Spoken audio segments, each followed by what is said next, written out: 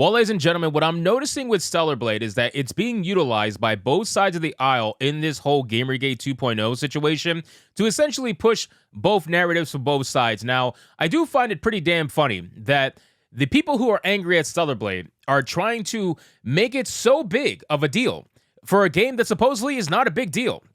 They try to make it into such a big deal that now they're basically going after the actual developer. They're trying to make the developer feel a certain way about the entire discourse that's going on over Stellar Blade. And guess what? He just recently came out and said, I reject all of it. Well, I just reject your hypotheses.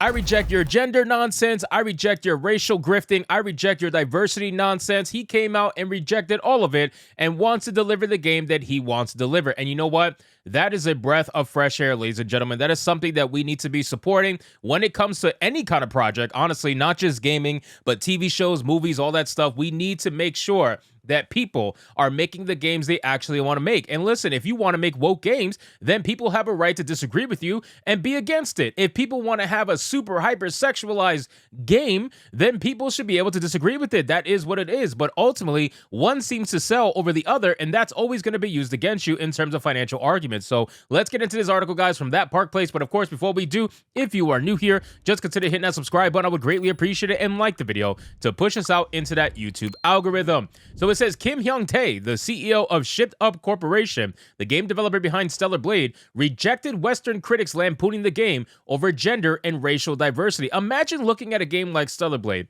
something with a sci-fi take to it, something that's really interesting to look at. And no, I'm not just talking about Eve's ass. I'm talking about the game as a whole. I love settings like this. You guys know that a lot of my stuff that I personally try to get made for my channel has a cyberpunk theme to it. Like, I'm really into a sci-fi style for art. Like, I'm so into that kind of stuff. So imagine looking at this game and saying, oh, yeah, it's not diverse enough.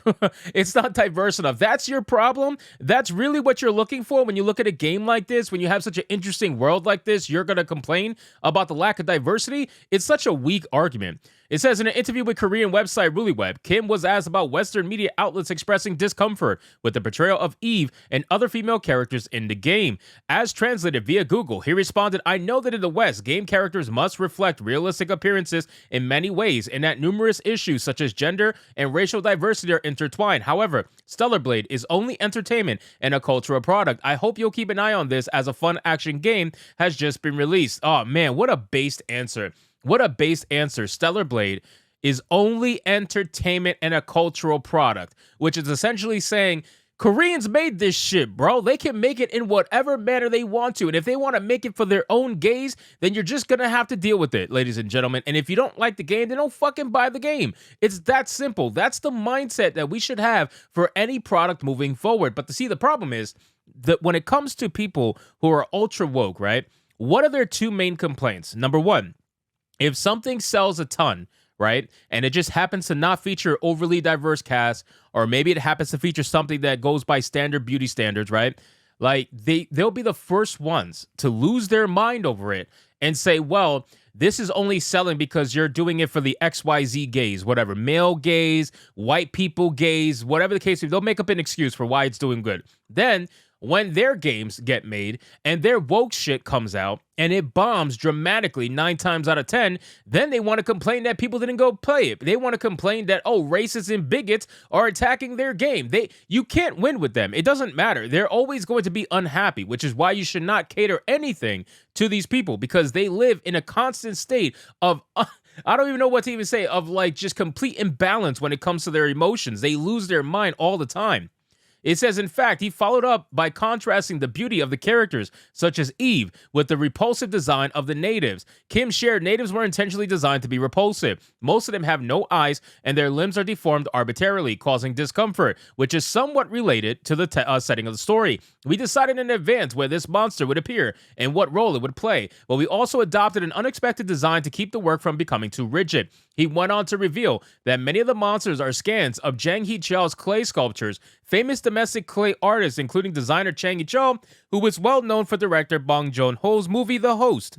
sculpted the monster, and then 3D scanned it again and applied it to the game. Therefore, you can expect it to at least have that level of completeness. That's pretty cool. I didn't know they were actually clay monsters that someone sculpted. That's actually pretty badass. So again, very interesting idea for monsters. Along with discussing the game's character and monster designs, Kim also shared that the game would not have any additional costs outside of the main package, but that Shift Up will be releasing balance patches if they discover any issues. They will also release free DLC that would include costumes. He also shared, if we accidentally miss something, or is there something lacking, we will make it up for even after release. We'll be working on a balance patch to prevent inconveniences from those who come in later and to make the game even more enjoyable for those who started playing first. I mean, listen, this game sounds really based, okay? I saw the gameplay. I enjoyed that kind of gameplay. I will definitely be picking it up, and I will probably be streaming it over on Kick. But still, this game sounds extremely based. Not only is it a single-player experience, not only is it trying to be a complete experience, but it's also not going to charge you, God forbid something goes wrong, and they have to patch it, or they want to add little DLC to add some custom touches here and there. They're not charging you for anything. So they're giving you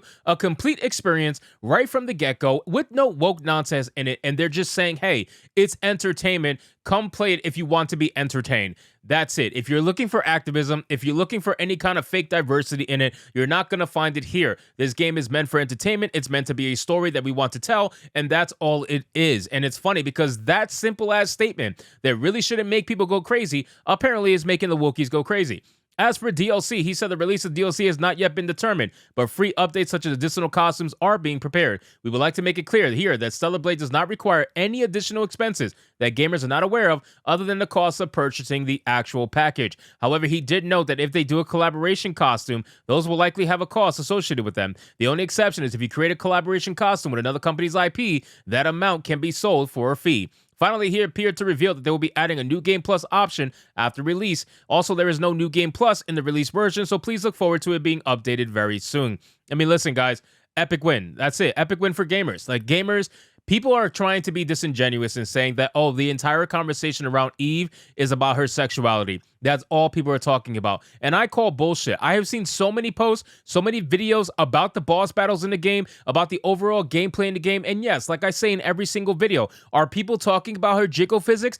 Absolutely. But guess what? Kotaku has been caught a multitude of times talking about jiggle physics in Baldur's Gate 3 for men, about their dick and balls and how they jiggle and how it's amazing. And they're able to talk about that because it's sexualizing men and it's a gay man writing the article, but you can't talk about jiggle physics in a video game for a woman. No, you can't do that because she's standard beauty and it makes all you ugly bitches at Kotaku melt down and lose your mind. So no, you're trying to be disingenuous about the overall conversation that's happening with Stellar Blade, and you can't just admit that gamers are excited for a game that's not yours. That's really what it is. Gamers are excited for a video game that just doesn't happen to be your woke piece of shit that you've been pushing out for, 10 years now, and you're mad that no matter how much you throw it against the wall, it's not sticking, and gamers have basically spoken up and chosen their winner. So anyway, guys, thank you so much for watching this video. I hope you did enjoy it. If you did, consider leaving me a subscribe. I would greatly appreciate it. Don't forget to like the video, comment, let me know what you thought, and I'll see you guys on the next one.